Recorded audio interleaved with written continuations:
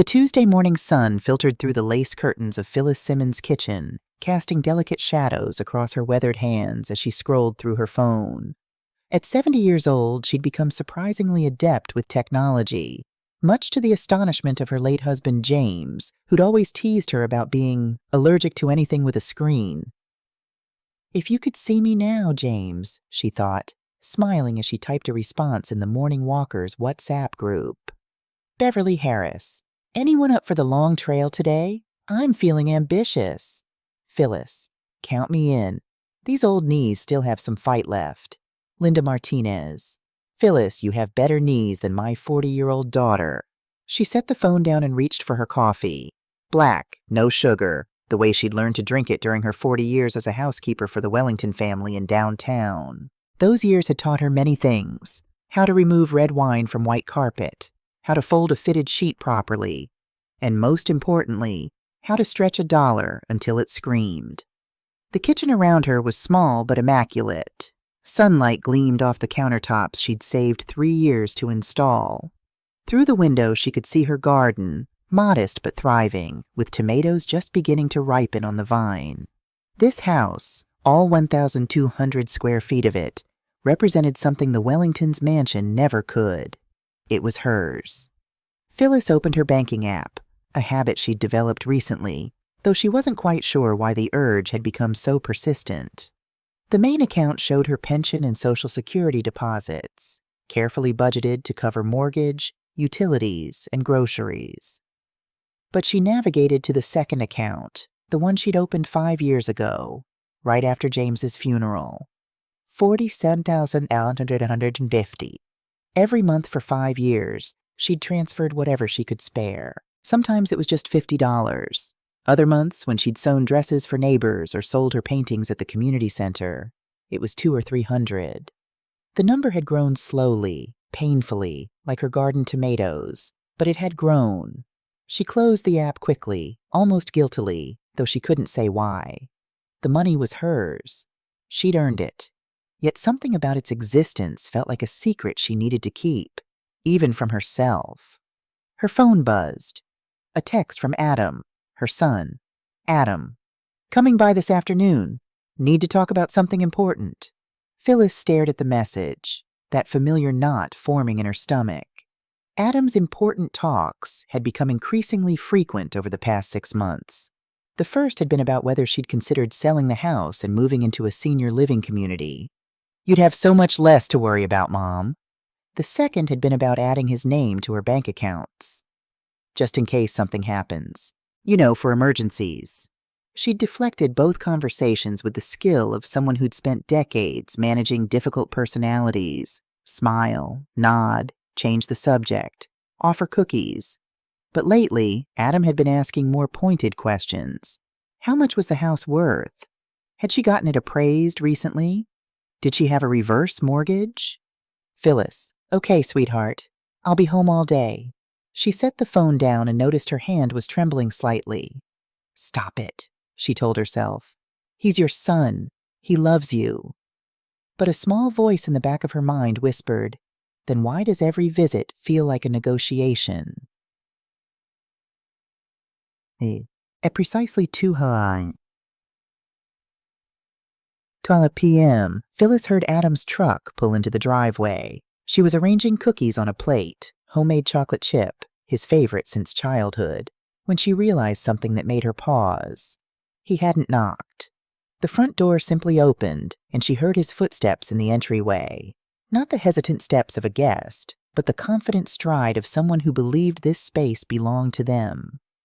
"Mom?" Adam's voice carried from the living room. "You here?" "In the kitchen, honey." Phyllis wiped her hands on a dish towel and arranged her face into a smile. Adam appeared in the doorway, and Phyllis felt a pang of recognition mixed with something sadder. At 42, he still had James's strong jawline and dark eyes, but time and something harder, something Phyllis couldn't quite name, had etched lines around his mouth. He'd gained weight, she noticed, and there were shadows under his eyes that spoke of too many sleepless nights. "Sit down, sweetheart. I made your favorites." She gestured to the cookies. "Actually, Mom, I can't stay long. I just need to talk to you about something. Adam remained standing, his hands in his pockets, and Phyllis felt the air in the kitchen change. Rachel and we've made a decision about our living situation. Oh? Phyllis lowered herself into a chair, suddenly needing the support. Did you find a bigger apartment? Not exactly. Adam started pacing, a habit he'd developed as a teenager when he was nervous. The thing is, our apartment is just too small. 2 bedrooms for me, Rachel, Tyler, Emma, and now Rachel's mom, Margaret. It's not working. Margaret's dementia is getting worse. She can't live alone anymore, and we can't afford a memory care facility. Phyllis's chest tightened. Adam, I'm so sorry. I know that must be... So we're moving in here. The words came out in a rush. With you. This week, actually. Saturday. We've already talked to our landlord and given notice. The kitchen fell silent except for the tick of the clock on the wall. Phyllis heard each second pass, felt each heartbeat pound in her chest. You're what? Moving in. I know it sounds sudden, but Mom, you live alone in a 3-bedroom house. We're crammed into a 2-bedroom apartment with 5 people. It just makes sense. Adam finally sat down, leaning forward with his elbows on his knees. This way we can all help each other. You're getting older. What if something happens and no one's here? And we desperately need the space. Adam, you're not asking me. You're telling me. Phyllis kept her voice level, though her hands had begun to shake again beneath the table. Well, yeah, because we've already made the arrangements. The moving truck is reserved. Rachel's already been packing. The kids are so excited. Tyler keeps asking when he gets to move to Grandma's house. He smiled as if this detail would seal the deal. Come on, Mom. It's family. Family helps each other. Phyllis looked at her son, really looked at him, and saw something that chilled her. There was no question in his eyes, no genuine request for permission. There was only expectation, entitlement, the absolute certainty that she would say yes because she always said yes. I need to think about this, she said quietly. Adam's smile faltered. Think about what? Mom, I just told you. We've already given notice. We have nowhere else to go. Then perhaps you should have asked me before you gave notice. Asked you? Adam stood abruptly, his chair scraping against the floor. Mom, I'm your son. You're sitting here alone in this big house while your grandchildren are sharing a bedroom the size of a closet. What kind of mother? He stopped himself, but the words hung in the air anyway. What kind of mother would refuse? I need some time, Adam. Phyllis stood as well, her legs steadier than she expected. This is my home. It's a big decision. We're moving in Saturday, Mom. That's 4 days from now. Adam's voice had hardened, losing its pleading edge. I'm telling you this as a courtesy, but one way or another, we need somewhere to live. He left without taking a single cookie. After the door closed, Phyllis stood in her kitchen for a long moment, staring at the plate of chocolate chip cookies she'd made with such care. Then, with trembling fingers, she picked up her phone and typed a message. Phyllis, Sharon, can you come over? Emergency. The response came within seconds. Sharon Davis. On my way. Sharon Davis arrived 20 minutes later, letting herself in with the spare key Phyllis had given her 3 years ago, after they'd bonded over physical therapy appointments following Sharon's hip replacement and Phyllis's knee surgery. Where Adam had simply walked in assuming ownership, Sharon knocked first, called out, waited for permission. The difference wasn't lost on Phyllis. What happened? Sharon swept into the kitchen, her silver hair still damp from her post-walk shower, concern etched across her face. Your text scared me half to death. Phyllis told her everything, the words tumbling out in a way they rarely did. She'd always been the strong one, the capable one, the woman who handled things quietly and efficiently. But now, sitting across from Sharon in her sunny kitchen, she felt something crack open inside her chest. He didn't ask, Sharon. He told me, like I'm a child, like this isn't my house that I spent 40 years buying. Sharon reached across the table and took Phyllis's hand. What did you say? I said I needed to think about it, and he looked at me like I was being unreasonable. Phyllis laughed, but it came out bitter. Maybe I am. Maybe he's right. I'm alone in a 3-bedroom house while they're cramped in an apartment. What kind of grandmother? Stop! Sharon's voice was sharp enough to cut through Phyllis's spiral. Don't you dare finish that sentence. You are not a bad person for wanting to keep your own home. But family doesn't ambush family. Family doesn't make life-changing decisions and present them as done deals. Sharon paused, seeming to weigh her next words carefully. Phyllis, there's something I need to tell you. I wasn't sure if I should, but after hearing this... You remember last month when I went to visit my daughter in Henderson? Phyllis nodded. I stopped at that casino on the way back, the one just off the highway. I only went in for the buffet. You know how I feel about gambling. Sharon's expression grew troubled. I saw Adam there, at the poker tables. It was 2 p.m. on a Wednesday, and he had this look on his face. Desperate, sweaty. He was arguing with the dealer about something. The kitchen tilted slightly. Phyllis gripped the edge of the table. He told me he was working construction. Wednesday afternoons he's supposed to be on the Mitchell project. I know, honey. That's why I didn't know whether to tell you. Sharon squeezed her hand. But now, with this sudden need to move in, with him asking about your house value all the time, Phyllis, I'm worried this isn't just about space. They sat in silence, the afternoon sun slanting across the kitchen table. Phyllis thought about the last 6 months of conversations, Adam's increasing interest in her finances, his questions about her assets, pieces of a puzzle she'd been deliberately not assembling. I need to know, Phyllis said finally. I need to know what's really going on. What are you going to do?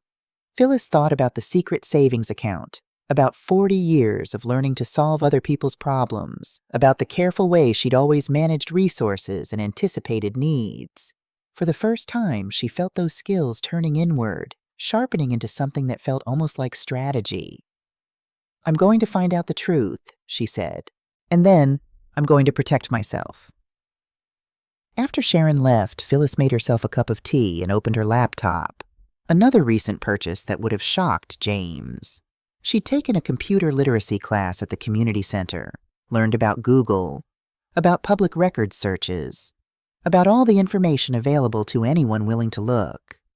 She started with the county property records, typed in her address. The screen loaded, showing her house, purchased 15 years ago, mortgage nearly paid off, current estimated value $285,000. But there was something else. A notation from 6 months ago. Home equity loan application. Denied. Phyllis's hands froze on the keyboard. She clicked for more details. The application had been submitted in Adam's name, seeking to borrow $50,000 against her property. It had been denied because he wasn't listed as an owner. He'd tried to borrow against her house. Without telling her. Without asking. Her son had tried to use her home, the home she'd sacrificed 40 years to own, as collateral for a loan she knew nothing about. Phyllis closed the laptop carefully, precisely, as if it might shatter. She walked to her bedroom, sat on the edge of the bed she'd shared with James for 38 years, and let herself feel the full weight of betrayal. Then she opened her nightstand drawer and pulled out an old address book. Flipped to the F section. Raymond Fields, the lawyer who'd handled James's will and her house closing. She'd kept his card all these years, just in case. Her fingers were steady as she dialed the number. Mr. Fields, this is Phyllis Simmons. I need your help with something urgent. How soon can we meet? Wednesday morning arrived with clouds threatening rain. Appropriate, Phyllis thought, for the investigation she was about to conduct. She'd slept poorly, her mind churning through possibilities she'd spent months avoiding. But Sharon's revelation about the casino, combined with the attempted loan, had torn away the veil of willful ignorance she'd been hiding behind. At 9 a.m., Rachel appeared at her door. Phyllis saw her daughter-in-law through new eyes. Rachel had always been quiet, deferential, the kind of woman who seemed to take up as little space as possible. At 38, she was pretty in a faded way, like a flower pressed too long between book pages. Dark circles shadowed her eyes, and her clothes hung loose as if she'd recently lost weight. "Phyllis, hi. I hope I'm not intruding." Rachel clutched her purse like a shield. "Adam said I should come by and talk to you about the living arrangements. Work out the details." "Come in, Rachel." Phyllis stepped aside, noting how Rachel glanced around nervously, as if expecting Adam to materialize from the shadows. "Would you like some coffee?" "I really shouldn't stay long. I just need to go over the room assignments with you," Adam thought. "Rachel." Phyllis's voice was gentle but firm. "Sit down. Have some coffee. We're going to talk." Something in Phyllis's tone made Rachel's eyes go wide. She sat at the kitchen table like a student called to the principal's office, her hands wrapped around the coffee mug Phyllis placed in front of her. "How do you feel about moving in here?" Phyllis asked. "Oh, well, it'll be great. More space for the kids, and having you help with Mom. Rachel, how do you feel?" The question seemed to short-circuit something in Rachel's carefully constructed response. Her mouth opened, closed, her eyes suddenly filled with tears. "I don't want to," she whispered.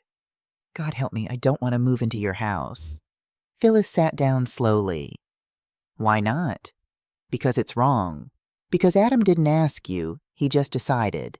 Because I know you don't want 5 people invading your space, and I know we'll never leave once we're here. And I know—" Rachel broke off, pressing her hand to her mouth. "I'm sorry. I shouldn't have said any of that." "Why are you apologizing for telling the truth?" Rachel looked up, mascara starting to smudge under her eyes. "Because that's what I do. I apologize. I go along with things. I keep peace." Her voice cracked. "I'm so tired of keeping peace." Phyllis leaned forward. "Rachel, if I tell you something, can you keep it secret?"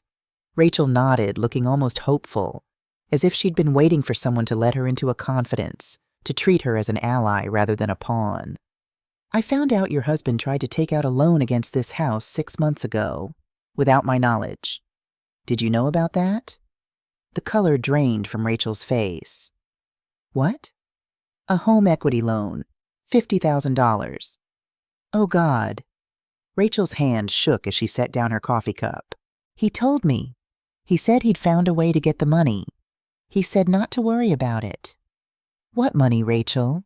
What does Adam need $50,000 for?" Rachel's eyes darted to the door, as if afraid Adam might walk in any second. When she spoke, her voice was barely above a whisper. "He has debts. Bad ones. He's been gambling for about 2 years, but it got really bad 6 months ago. He told me he had it under control, that he just needed one more good hand to win it all back." She laughed bitterly. "That's what he always says. One more good hand. How much does he owe?"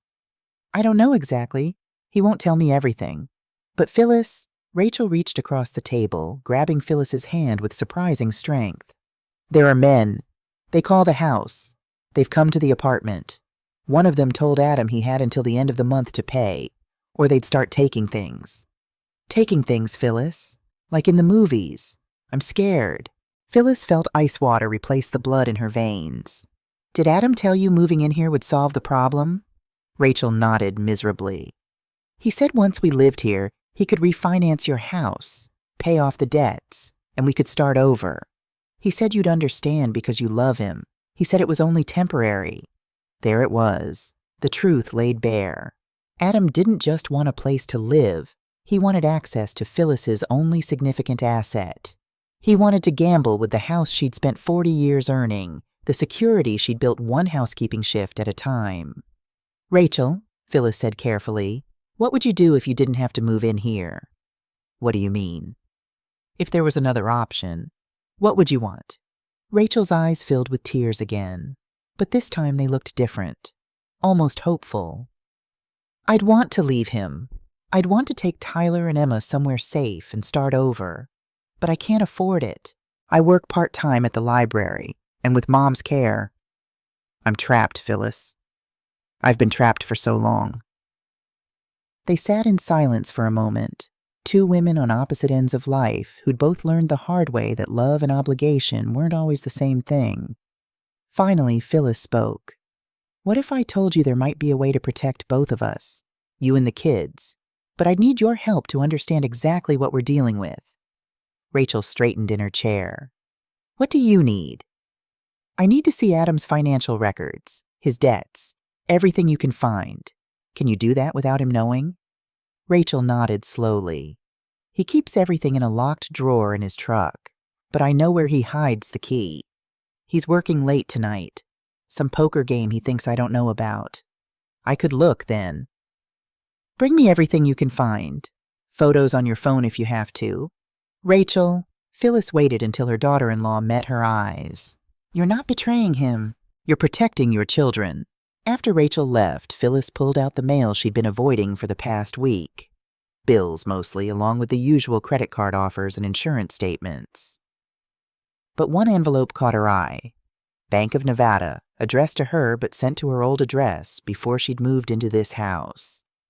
The post office had forwarded it. Her hands shook as she opened it. Dear Mrs. Simmons, we're writing to inform you that a credit card application in your name was flagged by our fraud prevention system and denied. The application was submitted online using your social security number and date of birth, but the IP address and device signature didn't match your previous banking activities. Someone had tried to open a credit card in her name. Recently, Phyllis's chest tightened. She read the rest of the letter, which included information about the IP address. It meant nothing to her, just a string of numbers. But she knew someone who might be able to help. She pulled out her phone and video called her granddaughter from her other son, Marcus, Emma's tech-savvy cousin who was studying computer science at UNLV. Grandma Phyllis! Jasmine's bright face filled the screen. What's up? Sweetheart, I need a favor. If I send you an IP address, can you tell me what it is, where it's from? Jasmine's eyebrows rose. Grandma, are you doing detective work? Something like that. Okay, send it to me. Give me like 5 minutes. Phyllis sent the screenshot. She paced her kitchen, waiting, her heart hammering against her ribs. When Jasmine called back, her expression was serious.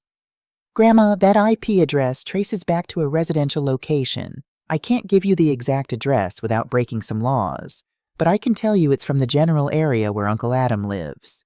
The device signature suggests it was a laptop, probably Windows-based. Does Uncle Adam have a laptop? Phyllis closed her eyes. Yes, he does. Grandma, did someone try to steal your identity? I think so, honey. Thank you for checking. Do you want me to come over? I can bring my roommate. She's pre-law. We could help you figure out what to do. Not yet, sweetheart, but I might need that help soon. Can I call you? After ending the call, Phyllis sat at her kitchen table and laid out the evidence like puzzle pieces. The attempted home equity loan, the casino sighting, the mysterious debts, and now, attempted identity theft. Her son, the boy she'd raised, the man she'd loved unconditionally for 42 years, had tried to steal from her. That night, Rachel returned with a manila envelope thick with papers. Her hand shook as she passed it over. I've never betrayed him before, she whispered. You're not betraying him, Phyllis said firmly. You're protecting yourself and your children. There's a difference. Inside the envelope, credit card statements showing $67,000 in debt across 6 cards. Handwritten IOUs to someone named Vic, totaling another $23,000. A payment plan for $15,000 to a casino. Photocopies of loan applications to payday lending services, all denied. Over $105,000 in gambling debt. And at the bottom of the pile, a photocopy of a loan application to Silver State Lending, a home equity loan against Phyllis's address. The signature at the bottom read Phyllis Simmons in handwriting that looked like hers, but wasn't quite right. Adam had forged her signature. Phyllis looked up at Rachel, who was crying silently, and felt something harden inside her chest. Not hatred. She couldn't hate her own son, but something colder and more permanent than love alone. A line being drawn in permanent ink. Rachel, I'm going to help you, and I'm going to protect myself. But you need to decide right now. Are you with me or are you with Adam? Rachel wiped her eyes and sat up straighter. I'm with you. Tell me what to do. Thursday morning, Phyllis sat in Raymond Fields' office on the 3rd floor of a building that smelled like old books and furniture polish. The lawyer had aged since James's funeral. His hair had gone completely white, and he moved with the careful deliberation of someone who'd learned not to rush. But his eyes were sharp behind wire-rimmed glasses as he reviewed the documents Phyllis had spread across his mahogany desk. "Mrs. Simmons," he said finally, setting down the photocopied loan application with her forged signature. "This is a serious crime. Identity theft, forgery, attempted fraud. Your son could face criminal charges." "I know." Phyllis's voice was steady, though her hands were clasped tight in her lap. "That's why I'm here. I need to know my options." Raymond leaned back in his chair, studying her. "What do you want to happen?" It was the same question Sharon had asked, the same question Rachel had asked. What did Phyllis want? For 40 years, she'd wanted to make other people comfortable, to smooth over difficulties, to be useful. But now? "I want to protect myself," she said. "I want to keep my home, and I want to make sure my son can't use me to feed his gambling addiction." "Those are reasonable goals." Raymond pulled a legal pad toward him. "Let's talk about your assets. The house is in your name alone?" "Yes. James and I bought it together, but when he died, it transferred to me. The mortgage has about 18 months left."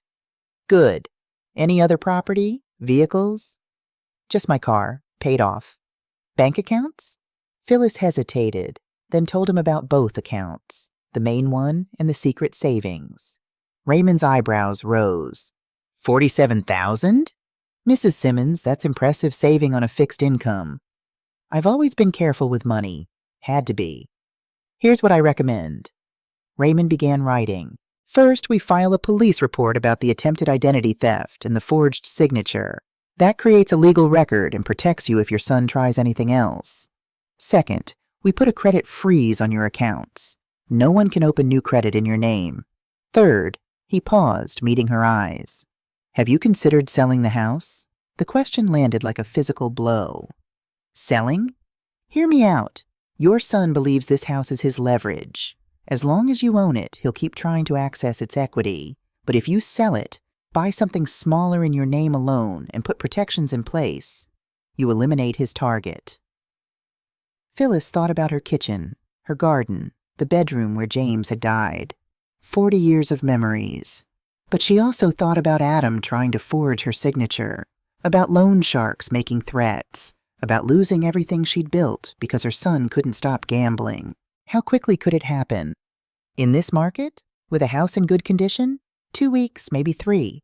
I have contacts at several real estate agencies. We could list it tomorrow, price it competitively, and have offers by the weekend. And Adam?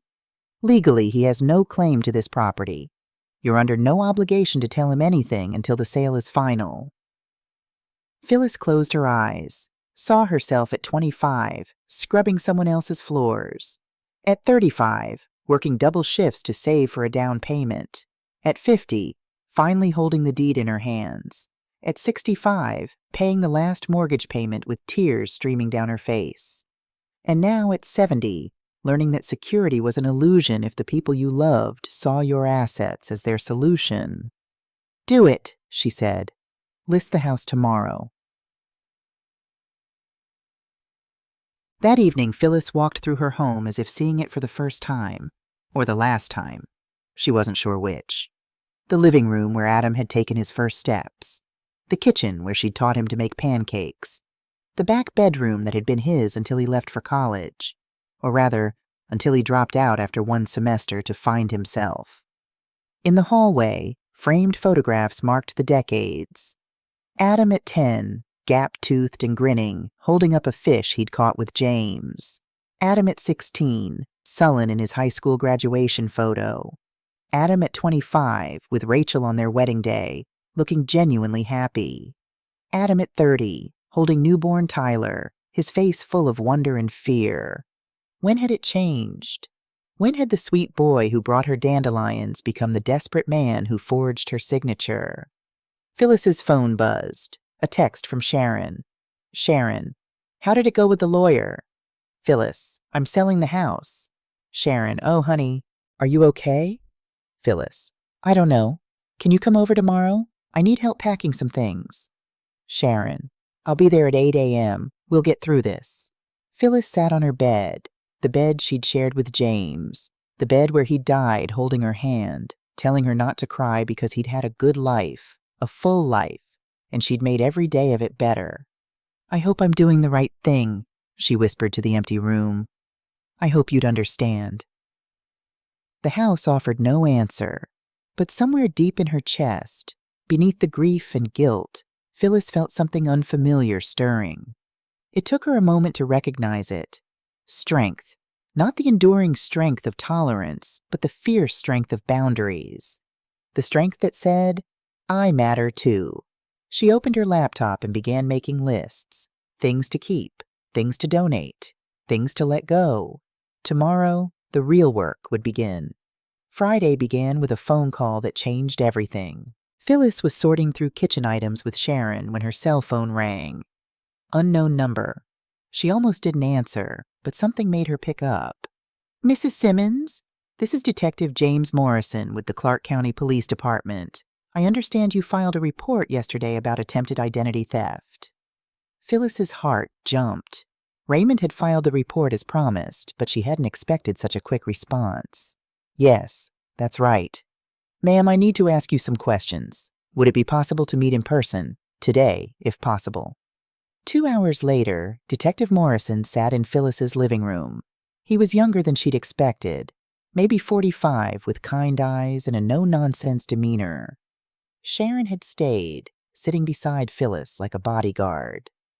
"Mrs. Simmons, we've been investigating your son for the past 3 months," Morrison said, pulling out a file. "Check fraud, primarily. He's been writing bad checks to casinos, to individuals, to businesses. We've documented at least 15 incidents." Phyllis felt the room tilt. 15? Your report about the identity theft gives us another piece of the puzzle. With your permission, I'd like to ask you some questions about your son's recent behavior. She told him everything. The sudden interest in her house value, the attempted loan, Rachel's revelations about the gambling debts and the threatening calls. Morrison took notes, his expression growing more serious. "Ma'am, you mentioned men coming to your son's apartment. Did you or your daughter-in-law ever get names? Descriptions?" "Rachel might know. Phyllis hesitated. "She's been gathering information for me." "Is she aware we're having this conversation?" "No. She's scared. She's protecting her children." Morrison leaned forward.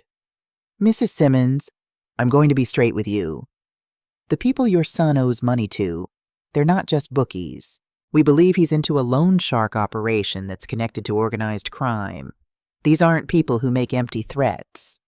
The words hung in the air like smoke.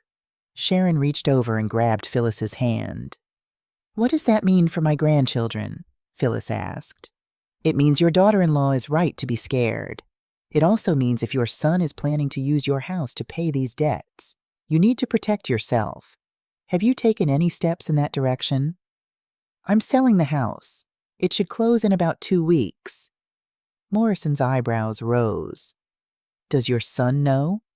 "Not yet. He thinks he's moving in here tomorrow." "Tomorrow?" Morrison sat back. "Mrs. Simmons, I need to give you some advice. When your son finds out about the sale, he's going to be desperate. Desperate people do unpredictable things. I want you to consider getting a protective order." "Against my own son? Against a man who's committed fraud, forgery, and identity theft? Who owes dangerous people a lot of money? Who sees your home as his last option?" Morrison's voice was gentle but firm. "Being someone's mother doesn't mean you have to be their victim." After Morrison left, Phyllis and Sharon sat in silence for a long moment. "A protective order," Phyllis said finally. "Against Adam." "It might not come to that," Sharon offered, but her voice lacked conviction. Phyllis's phone buzzed. Rachel, can I come over? Something happened." Phyllis, "Come now."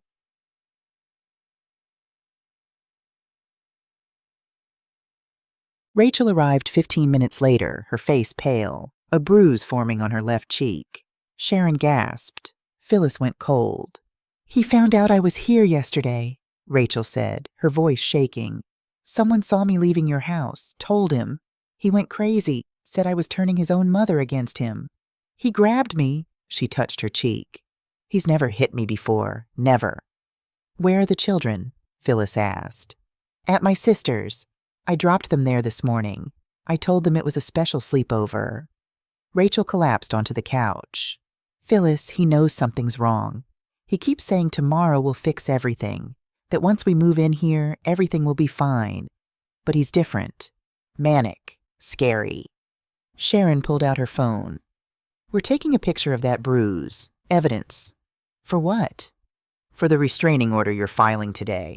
Rachel looked at Phyllis, her eyes wide. You're getting a restraining order? Against Adam? Against a man who hit you, Phyllis said quietly. Who forged my signature? Who's put you and my grandchildren in danger? Rachel, I love my son, but I love you and those children too, and I love myself enough not to let this continue. Rachel started crying, deep, wrenching sobs that seemed to come from a place she'd kept locked for years. Sharon sat beside her, rubbing her back, while Phyllis knelt in front of her daughter-in-law. You don't have to go back to him, Phyllis said. You and the kids can stay somewhere safe. I have savings. We'll figure this out. But where? We don't have anywhere. I'm buying a new house. Smaller, in a quiet neighborhood. There's a second bedroom. It's yours if you want it. Temporarily until you get on your feet. But Adam won't know where it is. Rachel looked up, mascara streaming down her face. You'd do that? After everything he's done? You're not him. You're a woman trapped in an impossible situation, trying to protect your children. I know exactly how that feels. Phyllis thought of her 40 years cleaning houses, taking abuse from employers because she needed the money, smiling through indignities because she had a family to support. Women help women. That's how we survive. The rest of Friday passed in a blur of activity. Raymond filed for an emergency protective order. Rachel went to the police station to file a domestic violence report. Phyllis called the real estate agent and explained that the sale needed to happen as quickly as possible. By evening, 3 things had been set in motion. The protective order hearing was scheduled for Monday. Rachel and the children had moved temporarily into a women's shelter, safer than Sharon's house, which Adam knew, and Phyllis's house had received 2 cash offers. Take the higher one, Phyllis told Raymond over the phone.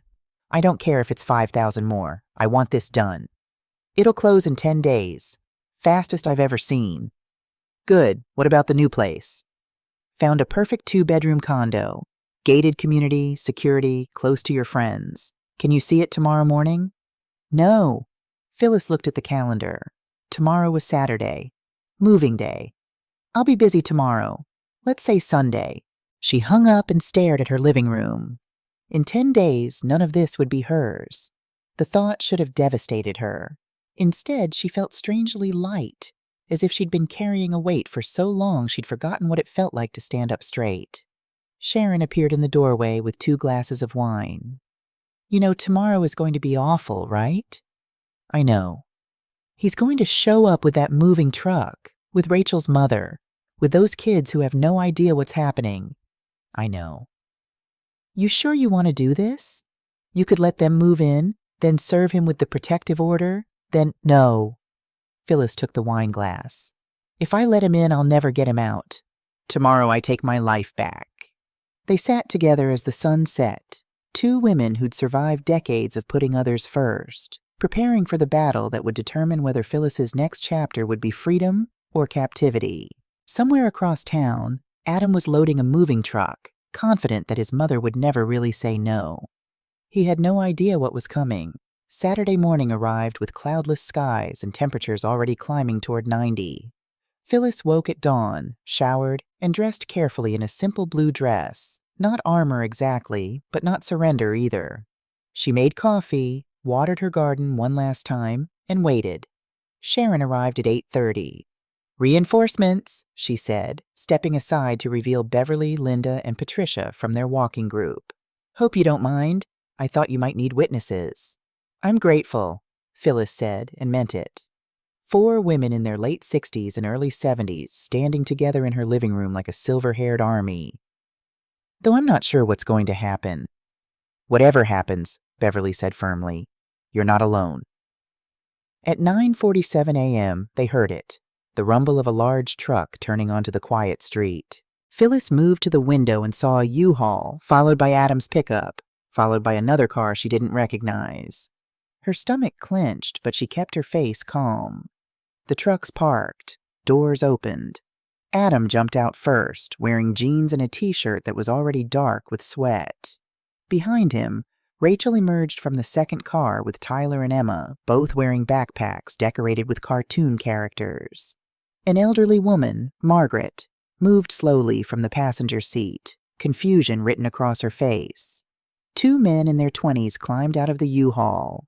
Friends, probably, recruited to help move furniture. Adam strode toward the house with the confidence of ownership. He didn't knock. He tried the door, found it locked, knocked impatiently. Phyllis opened it, standing in the doorway without stepping aside. "Morning, Mom!" Adam's smile was wide, almost manic. "We're here. Perfect timing. Matt and Jake showed up to help, so this should go quick. Where do you want us to put the furniture?" "I'm thinking Rachel and I take the master. The kids get the back bedroom. Margaret gets the middle." "No, Adam." The word dropped into his monologue like a stone into water. The smile froze on his face. "What?" "I said no. You're not moving in." Behind him, Rachel had stopped halfway up the walk, holding Tyler's hand. Emma had run ahead, but now stood frozen beside her father. "Mom, we talked about this. Everything's arranged. The truck is here." "We didn't talk about anything. You told me you were moving in. I never agreed." Adam's face transformed, the jovial expression sliding away to reveal something harder underneath. "Are you serious right now? Mom, we gave up our apartment. We're packed. The kids—" He gestured to Tyler and Emma. "You're really going to do this in front of your grandchildren?" "I'm not doing anything. You created this situation by making decisions without my permission." Nancy Coleman, Phyllis's neighbor, had emerged from her house across the street, pretending to water flowers, but clearly watching. Other neighbors were appearing too, drawn by the commotion. "Matt, Jake, start unloading," Adam commanded, turning away from Phyllis. "No one is unloading anything." Adam spun back. "This is ridiculous. You live alone in a 3-bedroom house. We're family. Family helps each other." "Family asks. Family respects boundaries. You did neither." One of the movers, Matt, cleared his throat. Sir? If the lady says it's her house and she doesn't want us to unload..." "She's my mother." Adam's voice rose. "She's just being difficult. She'll change her mind." "I won't." Rachel had taken Tyler and Emma back to the car, Phyllis noticed. Smart woman. "Mom, please." Adam's voice changed, becoming pleading. "You don't understand. I need this. We need this. If you don't let us move in..." He stopped himself, seeming to realize he'd almost said too much. "If I don't let you move in, you can't refinance my house to pay your gambling debts?" The color drained from Adam's face. Around them, the morning went silent. Even the birds seemed to stop singing. "Who told you that?" "Rachel?" He looked toward the car where his wife sat. "Did that bitch..." "Don't." Phyllis's voice cracked like a whip. "Don't you dare speak about her that way. Not in front of your children. Not in front of anyone. You have no idea what you're talking about. I know you tried to take out a home equity loan on my house without telling me. I know you attempted to open credit cards in my name. I know you forged my signature on loan documents." She pulled an envelope from her pocket. "I know you owe over $100,000 to people who've threatened your family." Adam's face went from white to red. "How did you...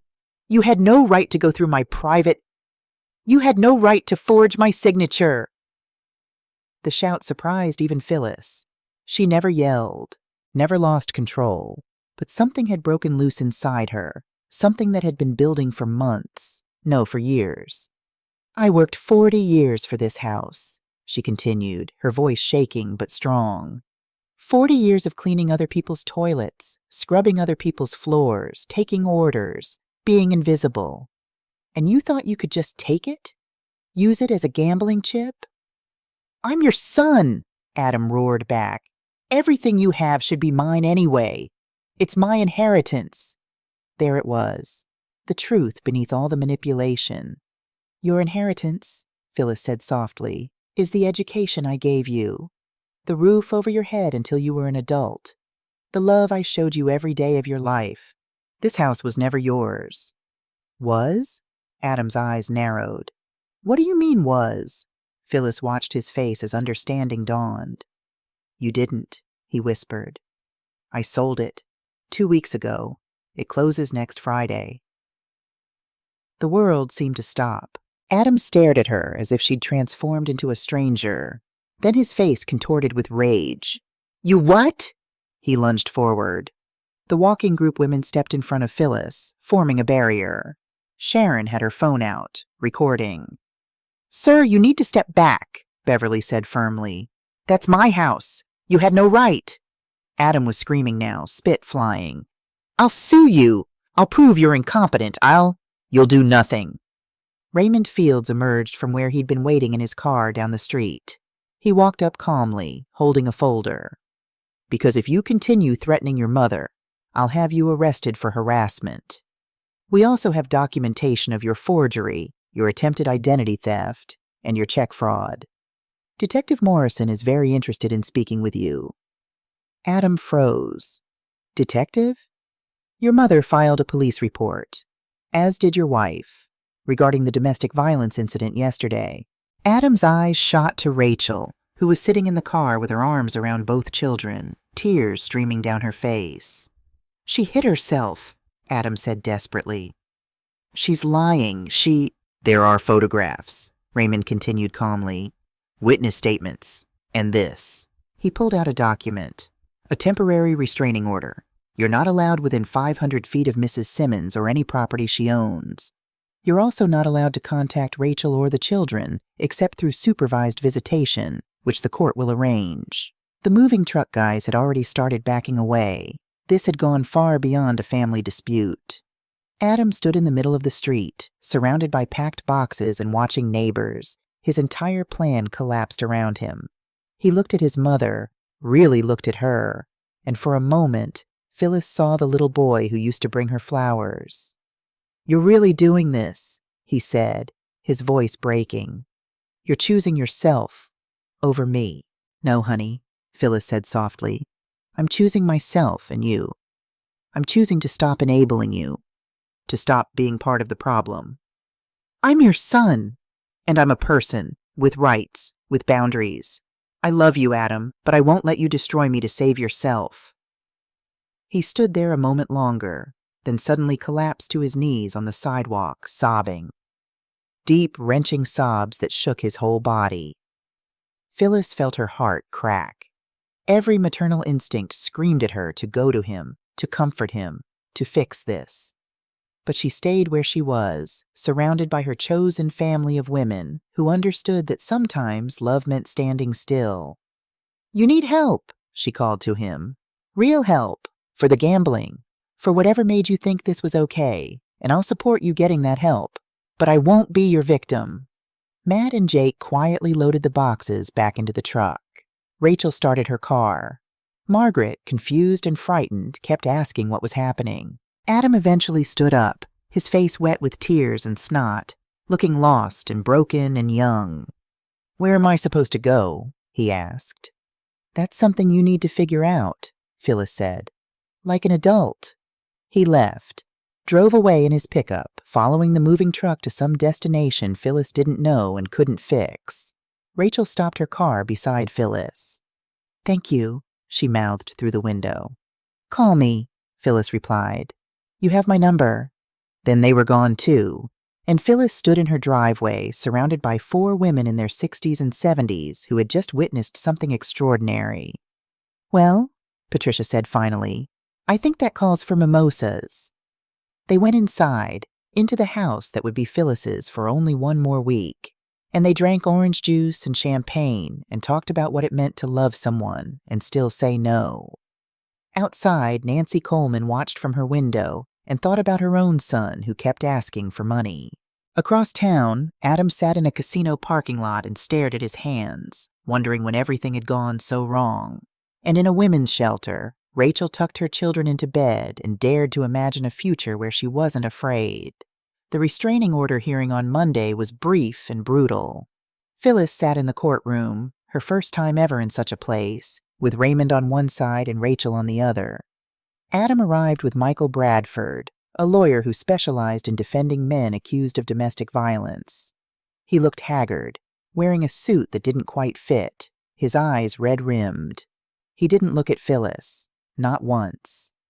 The judge, a woman in her 50s with steel-gray hair and sharp eyes, reviewed the evidence. Photos of Rachel's bruise, documentation of the forgery attempts, Phyllis's testimony about Saturday's confrontation, and statements from Sharon and the other witnesses. "Mr. Simmons," the judge said, "do you dispute any of these allegations?" Michael Bradford stood. "Your Honor, my client has been under tremendous stress. He's facing financial difficulties, and in a moment of desperation, I didn't ask about stress. I asked if he disputes the allegations." Adam shook his head. "No, ma'am." "Did you forge your mother's signature on loan documents?" "Yes, ma'am." "Did you attempt to open credit cards in her name?" "I was desperate. Yes or no, Mr. Simmons?" A long pause. "Yes." The judge made a note. "Mrs. Simmons has petitioned for a protective order preventing you from contacting her or approaching her property. Given the evidence of financial fraud and the physical altercation with your wife, I'm inclined to grant it. Do you have anything to say?" Adam finally looked up, looked at Phyllis. His eyes were pools of pain and something that might have been remorse. "I'm sorry," he said, his voice barely audible. "Mom, I'm so sorry. I never meant for any of this to happen. I thought I could win it back. I thought one more good hand, one more—" His voice broke. "I'm sick. I know I'm sick, and I hurt the people I love. I'm sorry." Phyllis felt tears on her cheeks, but didn't wipe them away. The judge studied Adam for a long moment. "Mr. Simmons, I'm granting the protective order for 1 year. During that time, you will have no contact with your mother except through your attorney for legal matters. You will also enroll in a gambling addiction treatment program. If you successfully complete treatment, maintain employment, and stay out of legal trouble, you may petition to have the order lifted after 6 months. Do you understand?" "Yes, ma'am." As for the criminal charges, the judge looked at Phyllis. "Mrs. Simmons, the district attorney's office is prepared to file charges for forgery and identity theft. However, given that you're the victim, your input will be considered. What would you like to see happen?" Every eye in the courtroom turned to Phyllis. She thought about Adam at 8, crying because he'd accidentally broken her favorite vase. At 12, bringing her breakfast in bed on Mother's Day. At 17, graduating high school despite struggles with math and reading. And at 42, forging her signature because he'd convinced himself his needs mattered more than her safety. "I want him to get help," she said. "Real help. The kind he can't gamble away or lie about. If he completes treatment and makes amends to the people he's hurt, not just me, but Rachel and the children, then I don't need him to go to jail. But if he doesn't—" She met Adam's eyes. "If he doesn't get help, if he keeps hurting people, then yes, file charges." The judge nodded. "Mr. Simmons, you're getting a chance most people don't get. I strongly suggest you take it. This court is adjourned." Outside the courthouse, Rachel hugged Phyllis tight. "Tyler keeps asking when he can see his dad," she said. "What do I tell him?" "Tell him the truth, that his dad is sick and getting help, that it's okay to love someone and still need space from them." Phyllis pulled back, looking at her daughter-in-law. "Have you thought about what you'll do? Where you'll go?" "I got a full-time position at the library. They're promoting me to assistant director. It's not a lot of money, but with what I'll get from the divorce settlement and if I can find affordable housing—" She trailed off, the impossibility of it clear on her face. "The condo I'm buying has 2 bedrooms, Phyllis said. One for me, one that could fit bunk beds for 2 kids. There's a pull-out couch in the living room. You'd have to share a bathroom with the kids, and it's not fancy, but—" "Phyllis, I can't ask you to." "You're not asking. I'm offering. 6 months, maybe a year, until you're on your feet. You'd pay utilities, help with groceries. We'd be roommates, not charity case and benefactor. Rachel started crying again, a habit Phyllis was getting used to. Why would you do this, after what Adam did? Because you're not Adam. Because those kids deserve stability. And because, Phyllis paused, surprised by her own truth. Because I don't want to live alone anymore. Not really alone. I want to help Emma with her homework and teach Tyler to garden. I want someone to have coffee with in the morning. I want to matter to people who see me, not just what I can give them. They stood on the courthouse steps while people flowed around them. Lawyers in suits, defendants in handcuffs, families torn apart by addiction and violence and all the ways love could curdle into harm. Okay, Rachel said. Yes, thank you. We'll make it work. That evening, Phyllis packed the last boxes in her soon-to-be former home. The walls looked bare without pictures. The rooms echoed without furniture. It already felt like someone else's house, like a place she was visiting rather than leaving. Her phone buzzed. An email from Detective Morrison. Mrs. Simmons, wanted to update you that we've arrested Victor Ruiz, the loan shark your son owed money to. Your daughter-in-law's testimony about the threats was crucial to our case. Mr. Ruiz is facing multiple charges, including extortion and racketeering. Your son may be called as a witness. As for Adam Simmons, we're holding off on filing charges pending completion of the treatment program, but we'll be monitoring the situation. You did the right thing. I know it doesn't feel like it, but protecting yourself helped protect a lot of other people too. Detective J. Morrison Phyllis sat on the floor of her empty living room and let herself cry.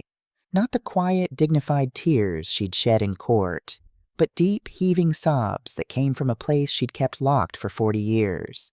She cried for the son she'd lost somewhere along the way, for the mother she'd been who'd somehow failed to teach him that other people weren't resources to be exploited. For the marriage she'd had with James that had been good but not perfect, where she'd learned to be small so he could be big. She cried for 40 years of making herself useful instead of making herself happy. And when the tears finally stopped, she felt something shift. Not healing. That would take time. But space. Room to breathe. Sharon found her there an hour later, sitting on the floor surrounded by boxes. You okay? Sharon asked. I'm sad, Phyllis said, but I think I'm going to be okay. They sat together as the sun set, two women who'd survived everything life threw at them, preparing for whatever came next. 3 months after the courthouse hearing, Phyllis Simmons woke in a bedroom she was still getting used to.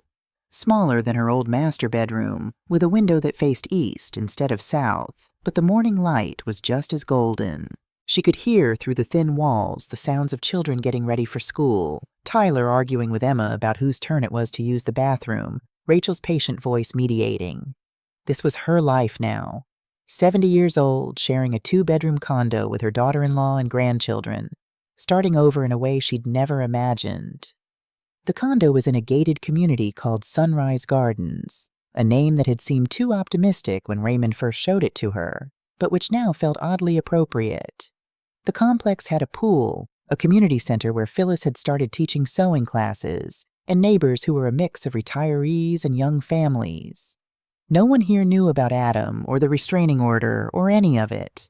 She was just Phyllis, the nice lady in 3B who made incredible lemon bars. She got up, pulled on her robe, and padded to the kitchen. Rachel was already there, dressed for work in slacks and a blazer, making school lunches with the efficiency of someone who'd finally stopped living in survival mode. Morning, Rachel said, looking up with a smile. Coffee's fresh.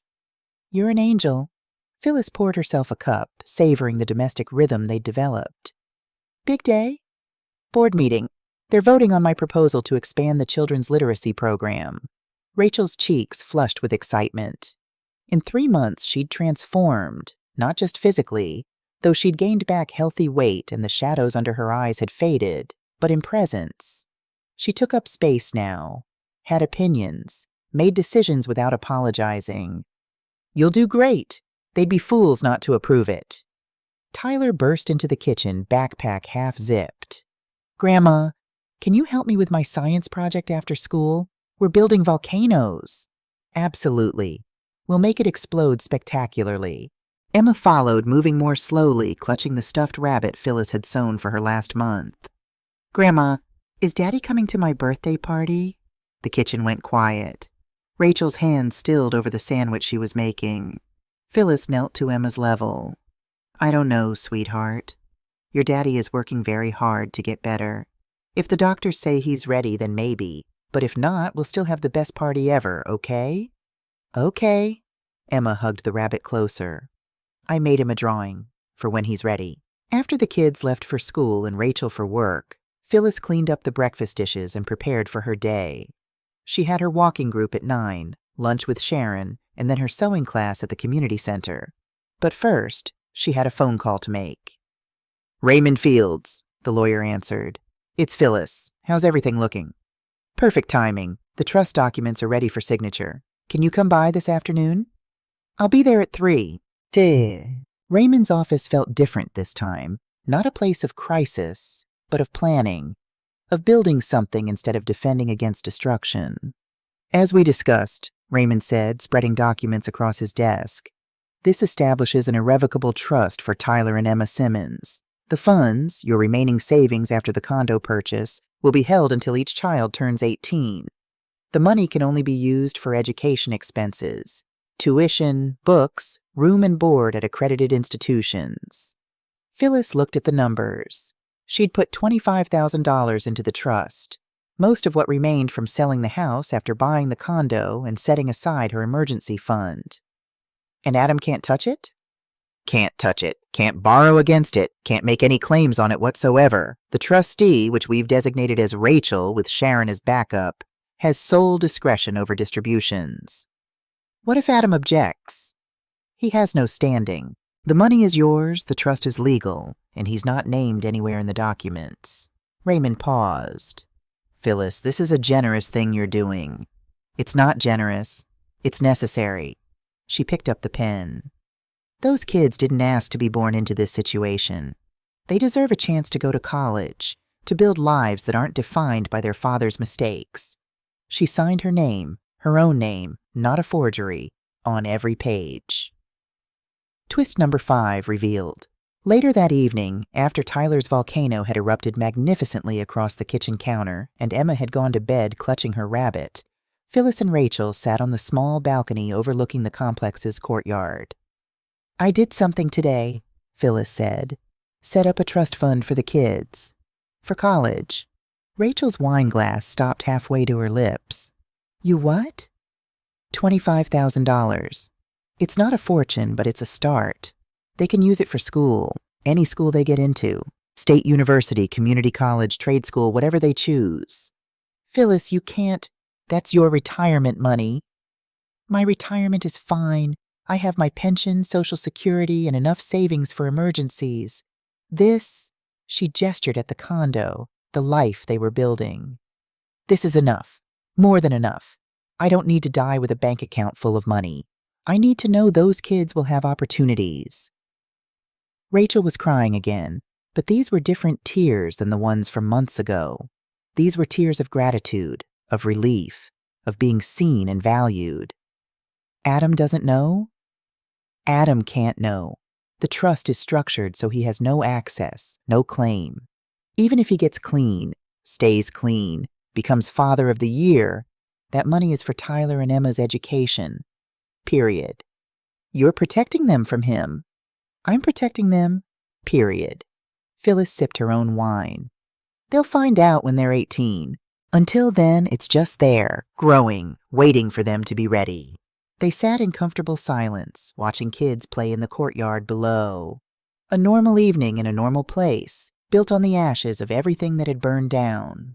4 months after the restraining order was issued, an envelope arrived, addressed to Phyllis in handwriting she'd recognize anywhere. Her hands shook as she opened it. Dear Mom, I'm writing this from Desert Hope Treatment Center, where I've been for the past 90 days. My sponsor, Frank, helped me write it. He said I needed to be honest but not expect anything in return. So here's my honesty. I'm an addict. I'm a gambling addict, and I've been one for at least 5 years. maybe longer. I lied to myself about it, told myself I could control it, that the next hand would fix everything. I lied to Rachel, to you, to everyone who loved me. And when the lies weren't enough, I stole. I stole from you, Mom. Not just the forgery and the credit cards. I stole your peace, your security, the thing you worked 40 years to build. I saw your house as a solution to my problem instead of seeing you as a person with needs and rights. Frank asks me every day, "What need were you trying to fill?" I think I was trying to fill the hole Dad left when he died, trying to prove I was as good as him, as capable. But instead of building something like he did, I destroyed.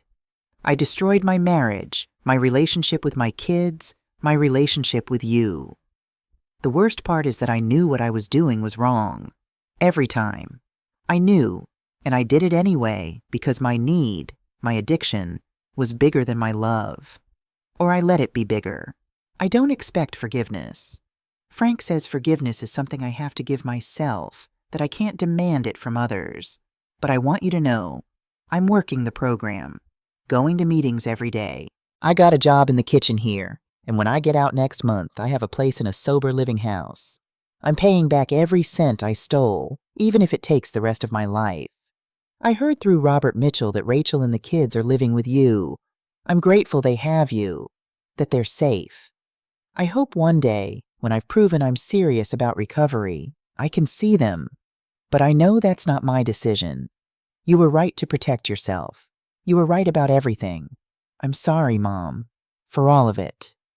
Adam Phyllis read the letter 3 times. Then she folded it carefully and put it in her nightstand drawer. "What do you think?"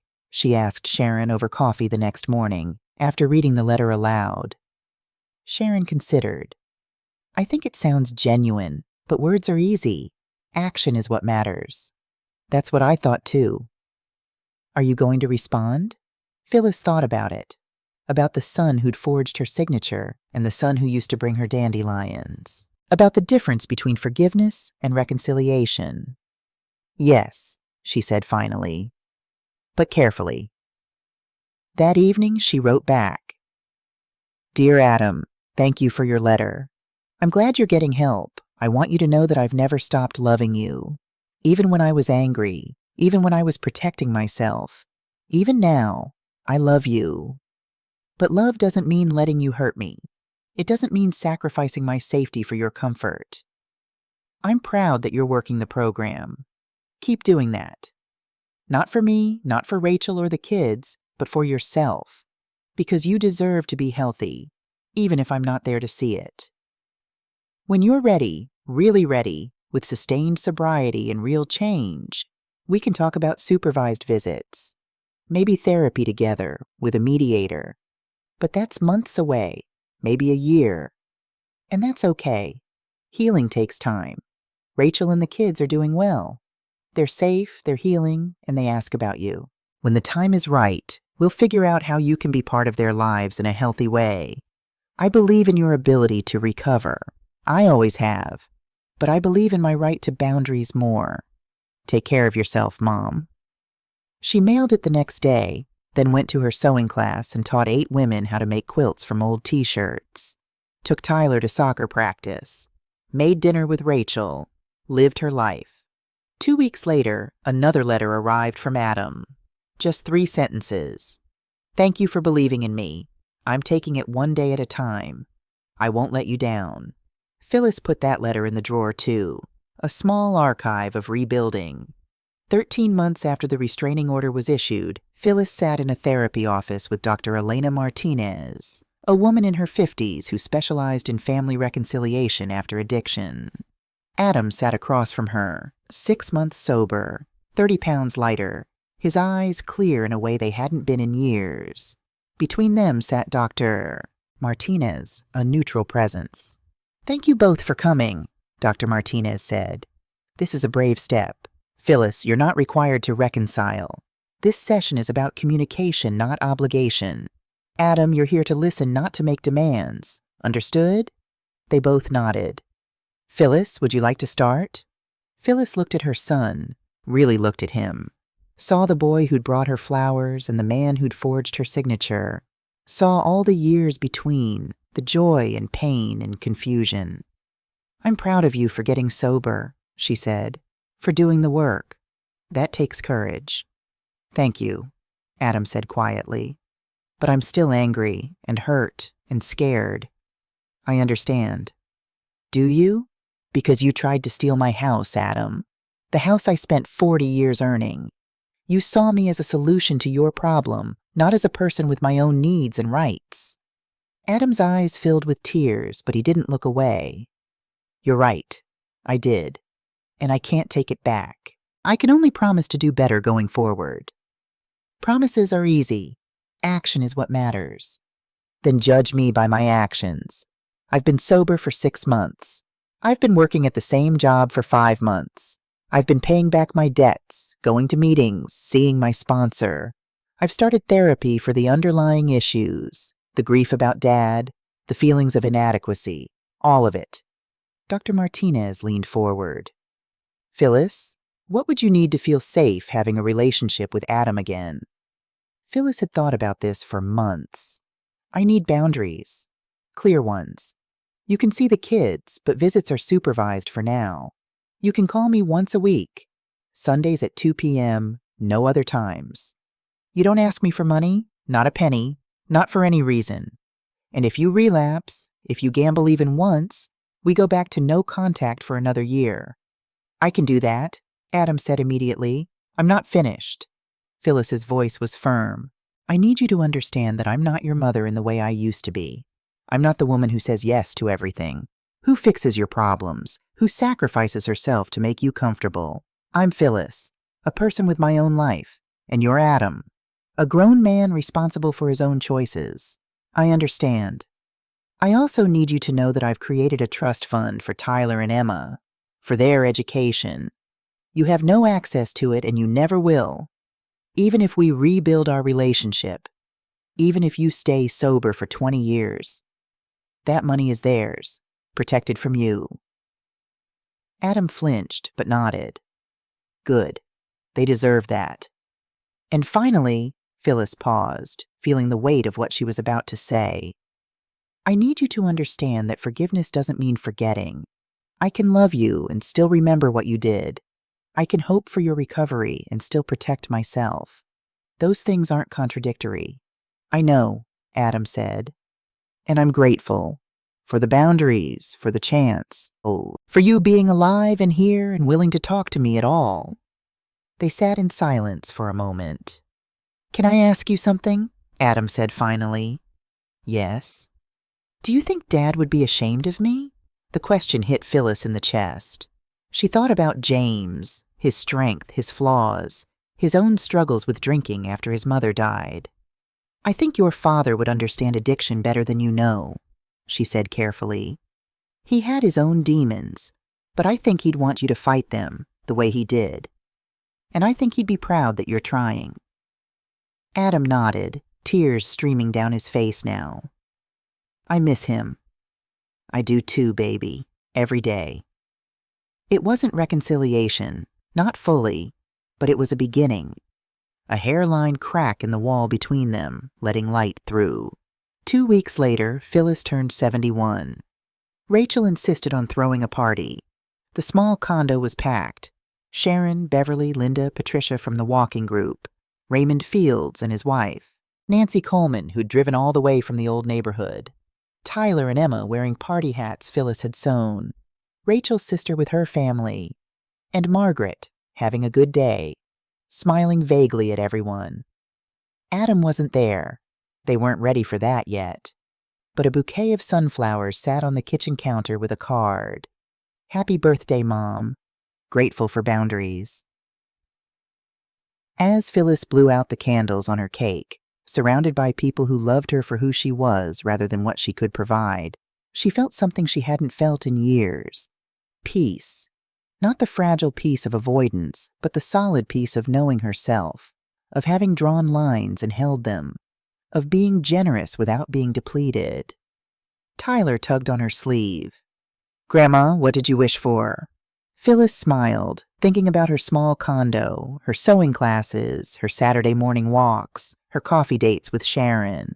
Thinking about Rachel finding her strength, about Adam finding sobriety, about 2 kids who'd grow up knowing their grandmother loved them enough to protect them, even from their own father. "I wished," she said, "that I'd remember this moment, right here, right now, with all of you." Because this was what freedom looked like. Not a big house or a bank account, but a life lived on her own terms. A life where no was a complete sentence and love didn't require self-destruction. Phyllis Simmons, 71 years old, widow, retired housekeeper, grandmother, friend, woman, had finally come home. Not to a place, but to herself. And that was enough.